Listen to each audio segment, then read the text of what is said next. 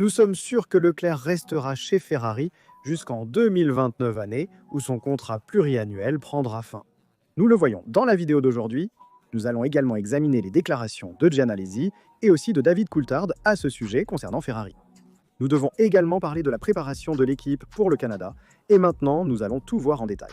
Si vous aimez les vidéos de la chaîne, n'oubliez pas de laisser un like, de vous abonner et d'activer les notifications pour ne rien rater. Et maintenant, commençons tout de suite. Jusqu'à présent, l'avenir de Leclerc chez Ferrari n'a jamais été remis en question. Leclerc lui-même a toujours estimé son équipe et a toujours dit « Ferrari sera l'équipe avec laquelle je courrai pour toujours ».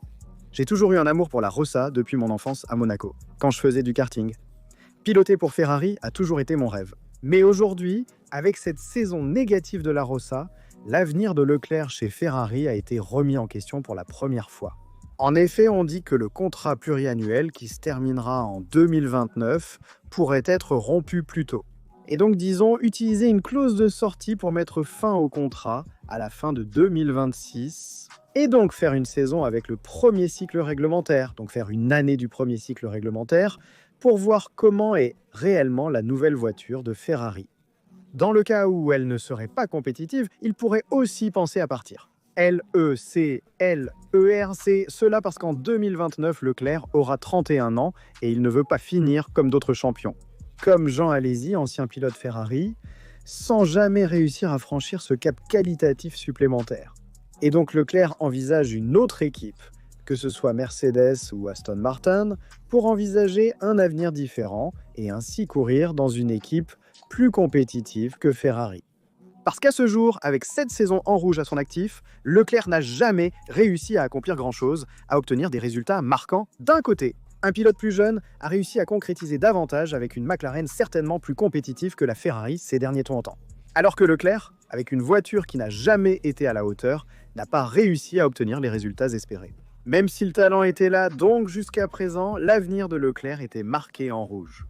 Eh bien attention, car il y a cette clause de sortie qui lui permettrait de quitter Ferrari avant la fin du contrat, prévue en 2029, et de partir à la fin de 2026. Et attention, ce n'est pas seulement Leclerc qui est remis en question, mais la direction même de Ferrari a aussi remis en question Vasseur. Avec un possible échange entre Antonio Coletta, qui dirige actuellement le World Endurance Championship chez Ferrari, peut-être un échange avec Coletta, qui pourrait arriver en Formule 1, même si Antonio Coletta lui-même a toujours nié son avenir dans la catégorie Rennes. Cependant, l'avenir de Vasseur est remis en question par cette saison, disons, ratée. Évidemment, on donnera une autre chance à Vasseur pour 2026, il l'a répété plusieurs fois. Avec son équipe technique prête à travailler, mais c'est certain qu'à ce jour, les résultats de Vasseur ne sont pas ceux espérés avant son arrivée. Cela dit en faisant un peu de fanta-marché. Leclerc pourrait aller chez Mercedes à la place de George Russell, qui n'a pas encore renouvelé avec l'équipe de Brackley, ou même Toto Wolff, qui a toujours répété son estime envers Charles, le considérant comme un pilote à la hauteur. Ou à la place d'Alonso chez Aston Martin. Avec un départ à la retraite de l'Espagnol dans les prochaines années, il pourrait rejoindre l'équipe de Silverstone et voir s'il peut être compétitif. Également motorisé par Honda. Je le répète, dans les prochaines années, nous pourrions voir si Aston Martin pourra réellement se battre pour le titre, surtout avec l'arrivée d'Adrian Newey chez la Verte. Bien que douloureux à admettre, cette décision de Charles sera cruciale pour son avenir. Parce qu'à ce jour, c'est certes un pilote jeune, mais il n'est même plus le plus jeune de la catégorie. Et il a investi quelques années dans sa carrière en Formule 1 sans ramener à la maison de résultats importants, contrairement à certains de ses collègues. Max Verstappen, quadruple champion du monde. Mais pensons aussi à d'autres pilotes qui ont gagné plus que Charles jusqu'à aujourd'hui, peut-être même avec moins de talent. Donc il est normal de réfléchir à son avenir, et s'il doit continuer chez Ferrari ou non, nous verrons quelle sera la décision de Leclerc lui-même. Mais cette clause de sortie anticipée, elle fait peur à Ferrari elle-même, qui ne peut pas se permettre de perdre un pilote aussi fort que Leclerc, avec autant de talent. Quelle est la situation actuelle de Ferrari? Lors des 2 dernières courses, à Monaco et à Barcelone, Leclerc a décroché 2 podiums très importants. Vasseur a réaffirmé qu'avant les mises à jour, qui arriveront probablement à Silverstone ou en Autriche. Comme mentionné dans la vidéo d'hier, il faut tirer le maximum de cette Ferrari Scuderia Ferrari, 25, et ramener le plus de points possible le dimanche. C'est l'objectif de Vasseur. Il l'a répété plusieurs fois, il ne veut pas se prononcer sur le résultat final, mais il veut extraire le potentiel maximal. Nous l'avons vu, une amélioration a été constatée lors des dernières courses, surtout pendant celle du dimanche. Parce qu'en qualification, c'était la Ferrari a encore beaucoup de mal, surtout face à son adversaire direct, qui est actuellement Mercedes en qualification. Cela dit, nous ne pouvons pas espérer plus qu'un possible podium ici aussi au Canada. Et nous devons aussi parler des déclarations de Jean Alesi à la fois sur Leclerc et aussi sur Vasseur. À propos de Leclerc, il a dit qu'il le voit similaire à lui-même, Jean Alesi. En 1995, le 11 juin, il a remporté sa première et unique victoire au Canada, et d'ailleurs, il est tombé en panne d'essence lors du tour de rentrée, où Schumacher lui a donné un coup de main.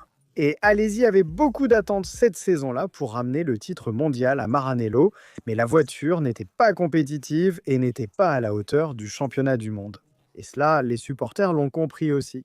Et donc Jean Alesi a fait ce parallèle entre lui-même et Leclerc, dans le sens où Leclerc aussi a beaucoup de talent, mais il n'a pas la voiture à disposition pour ramener le titre mondial.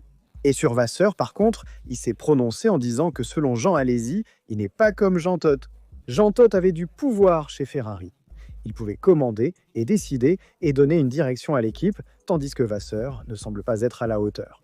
De plus, il a ajouté qu'il y a beaucoup de personnes au sein de Ferrari qui n'ont pas les compétences, mais qui veulent commander. Et Jean Alesi s'est aussi exprimé sur Hamilton en disant qu'il faut du temps. Mais il recommencera à obtenir les résultats d'autrefois et donc il redeviendra plus compétitif. Actuellement, c'est la voiture qui le limite.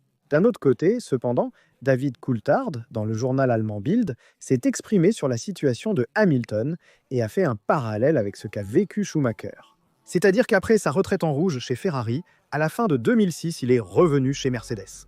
Pour tenter de réécrire l'histoire, donc en abandonnant le passé glorieux construit chez Ferrari, et en reconstruisant une histoire plus romantique d'un pilote allemand dans l'écurie allemande, donc Schumacher chez Mercedes n'a pas obtenu les résultats espérés. David Coulthard observe la même situation avec Hamilton. On lui a demandé s'il pense que Lewis pourra remporter un 8e titre. Et il a répondu sèchement « non ».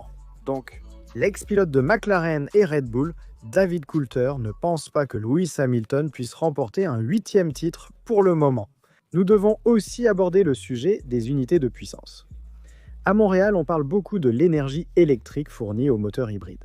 Attention, chaque année, on peut utiliser au maximum 4 unités de puissance, sinon on reçoit une pénalité. Et Frédéric Wistein, qui travaille chez Ferrari depuis 2012 et qui est responsable de la partie turbo des moteurs, s'est exprimé sur les unités de puissance de Ferrari et a dit qu'au Canada, on fait 73% du tour avec l'accélérateur à fond. Et donc on utilise une grande partie du moteur, surtout la partie turbo et aussi la partie du moteur hybride. Donc attention, avec des températures plus fraîches, on peut exploiter au maximum le moteur sur l'ensemble du tour et aussi en course. Mais s'il devait faire plus chaud, eh bien là, il faut gérer davantage aussi l'utilisation du moteur hybride, surtout au freinage et à l'accélération, pour éviter d'avoir le fameux phénomène de clipping en ligne droite. Et c'est un facteur que nous avons constaté. F-E-R-R-A-R-I, a pesé. Cela a beaucoup pesé chez Ferrari ces dernières années. Nous avons vu de nombreuses orbites de fois Ferrari ne pas avoir la vitesse de pointe de ses adversaires. Ce n'est pas tant à cause de la résistance aérodynamique de la voiture, mais plutôt à cause du fameux phénomène de clipping et donc du problème du moteur électrique de Ferrari, et donc la partie hybride. C'est pourquoi, avec le gel des unités de puissance qui a commencé en 2022, il est fondamental de renouveler également les composants internes, individuels. Le Motor Generator Unit, HIT, le Motor Generator Unit. Kinétique, le turbocompresseur de l'unité de puissance, pour avoir toujours un composant neuf à l'intérieur du moteur et éviter qu'un des composants ne cause des problèmes en course. Et donc oblige le pilote à s'arrêter. Mais cela doit être évité à tout prix dans un championnat où les unités de puissance sont gelées et où le maximum de power unit utilisable est de 4. C'est pourquoi il faut remplacer les composants internes pour avoir une pièce, un moteur frais qui ne pose pas de problème en course. Mais nous devons aussi parler de la critique des pilotes envers la Fédération internationale de l'automobile, en particulier sur la façon de se battre, de s'affronter en piste, qui est désormais de plus en plus artificielle. Tu peux dépasser avec le dispositif de réduction de la traînée, tu peux faire des dépassements calculés, mais sans faire de dépassement naturel. Et c'est ce qu'a dit Verstappen, qui a déclaré « Je m'adapte à la façon de courir actuelle, aux règles en vigueur ». Mais ce n'est pas une façon de se battre normale, disons naturelle. C'est une façon de courir artificielle et c'est un problème pour tous les pilotes. Comme l'a dit Alex Albon, il faut être au millimètre près. Mais à 250 km/h, il est difficile de calculer parfaitement un dépassement. C'est pourquoi nous avons assisté aux récents accrochages en Espagne, où Verstappen a ensuite dû rendre la position. Et Christian Horner a dit: nous avons dû demander à Max de rendre la position parce que nous n'étions pas certains que ce dépassement soit autorisé. Nous pouvions recevoir une pénalité, et pour éviter tout cela, nous avons décidé de rendre la position. Mais cette Formule 1 ainsi construite, où le stand doit demander de rendre la position, où on ne peut plus faire de dépassements à la limite, mais tout doit être calculé aussi à cause de l'air sale qui influence les pneus. C'est la Formule 1 que nous voulons. C'est la question que je vous pose aussi. Pour moi, non. Il devrait y avoir une Formule 1 plus libre, c'est sûr, avec moins d'aérodynamique, moins d'air sale, mais c'est une Formule 1 trop construite, trop artificielle, même dans les dépassements. Et Jonathan Whitley lui-même, ancien directeur technique de Red Bull et actuel directeur d'équipe chez Sauber, est intervenu auprès de la Fédération internationale de l'automobile. Il a dit que les commissaires subissent beaucoup de pression concernant la façon de piloter des pilotes et lors des premiers tours sur les situations qui se produisent en piste. Alors pourquoi les directeurs d'équipe se plaignent-ils à la Fédération internationale de l'automobile? En tant que supporters, nous nous plaignons également auprès de la Fédération internationale de l'automobile concernant leurs décisions. Et donc les commissaires ne savent plus quelle décision prendre, car cela pourrait toujours être la mauvaise. Donc selon moi, il faudrait une façon de courir plus naturelle, moins de règles, laisser les pilotes libres de courir sur la piste. Certainement avec aussi des voitures les différentes, parce que ces voiturettes-là sont trop encombrantes, trop grandes et ne permettent pas d'effectuer des dépassements de différentes manières. Mais nous devons aussi parler des dernières nouvelles, à savoir que la Ferrari de Leclerc a été contrôlée pour le freinage asymétrique, donc au niveau des freins arrière, après les vérifications en Espagne. Et le sujet du freinage asymétrique est apparu après la baisse de performance de Red Bull en 2024, qui a notamment accusé McLaren d'utiliser ce système pour avoir un avantage en piste. C'est pourquoi des contrôles ont également été effectués sur la monoplace de Leclerc à Barcelone. Sur la Ferrari, qui cependant n'a eu aucun problème avec les freins arrière, il n'y a eu aucune irrégularité et elle a donc passé les contrôles de la Fédération internationale de l'automobile. J'ai beaucoup apprécié le commentaire de Russell sur la situation actuelle des réseaux sociaux. Il a souligné que ce que nous y voyons ne reflète pas la réalité. Il veut garder sa vie privée pour lui. Mais il est normal que les fans veuillent aussi voir la vie des pilotes.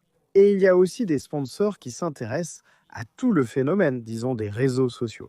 Et donc toute la publicité qui est faite aussi par les pilotes eux-mêmes qui deviennent ambassadeurs de différents sponsors et aussi de différentes marques. C'est pourquoi il faut trouver un compromis entre la vie privée et la vie sur les réseaux sociaux. Mais ce que l'on voit en ligne n'est pas la même chose que ce qui se passe dans la vie privée. Et parfois, il arrive aussi que les pilotes le rappellent à la presse. Et il a aussi ajouté une chose très intéressante qui m'a fait réfléchir. Qu'un pilote comme Kimi Räikkönen, qui a toujours été apprécié pour sa façon franche d'intervenir, et aussi pour être l'Iceman, donc un pilote très froid, aujourd'hui il ne serait peut-être pas apprécié de la même manière qu'autrefois. Mais il y a aussi le phénomène Piastri, un pilote similaire à Kimi par certains aspects, même dans ses déclarations, apprécié à sa façon.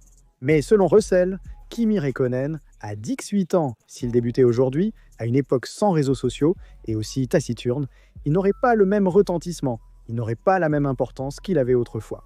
Cela nous fait comprendre, cela nous fait réfléchir sur la façon dont le phénomène des réseaux sociaux a également eu un impact sur la vie des pilotes. En dernier lieu, suite à l'opération de Lance Stroll. Maintenant, il est en forme, il est prêt à courir au Canada dans sa course à domicile, et donc il courra pour Aston Martin. C'est pourquoi Drugovich reste en attente. Et donc le pilote canadien sera présent pour le Grand Prix du Canada. Cela dit, les gars, ce sont les nouvelles les plus importantes de la journée.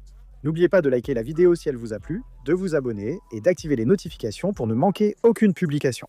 Des actualités sur la Formule 1 et sur Ferrari. Merci de partager vos commentaires sur l'OB sur les sujets discutés. Je suis particulièrement intéressé par votre avis concernant Leclerc. Ici Rastro, c'est tout pour cette fois. À la prochaine vidéo.